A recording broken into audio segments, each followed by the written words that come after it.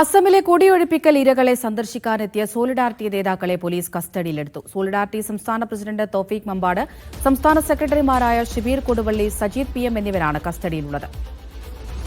തൗഫീഖ് അസ്ലം വിവരങ്ങൾ നൽകാനായി ചേരുന്നുണ്ട്. തൗഫീഖ്, എന്തിന്റെ പേരിലാണ് ഇപ്പോൾ ഇവരെ കസ്റ്റഡിയിലെടുത്തിരിക്കുന്നത്?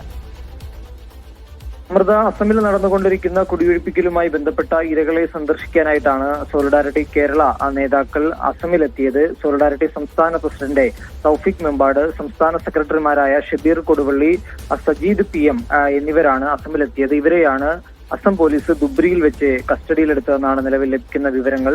അസമിൽ വ്യാപകമായിട്ടുള്ള കുടിയൊഴിപ്പിക്കൽ നടക്കുന്നുണ്ട്. ഇതിന്റെ പുനരധിവാസവും ദുരിതാശ്വാസ പ്രവർത്തനങ്ങൾ പഠിക്കാനുമൊട്ടായിരുന്നു സോളിഡാരിറ്റി സംഘം അസമിലെത്തിയത്.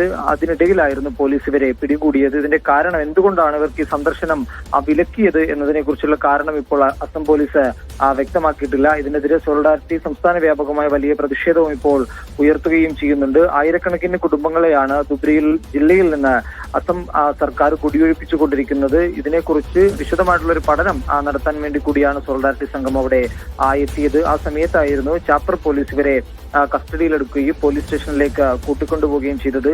രേഖകൾ, അതോടൊപ്പം തന്നെ മൊബൈൽ ഫോണുകൾ അടക്കമുള്ള സാധനങ്ങൾ സ്റ്റേഷനിൽ വാങ്ങിവെക്കുകയും ചെയ്തിരുന്നു നേതാക്കളുടെ. എന്തായാലും വലിയ പ്രതിഷേധം ഇതുമായി ബന്ധപ്പെട്ട് സോളിഡാരിറ്റിയുടെ ഭാഗത്തുനിന്നുകൊണ്ട് ഉയരുന്നുണ്ട്. തൗഫീഖ് അസ്ലമാണ് വിവരങ്ങൾ നൽകിയത്.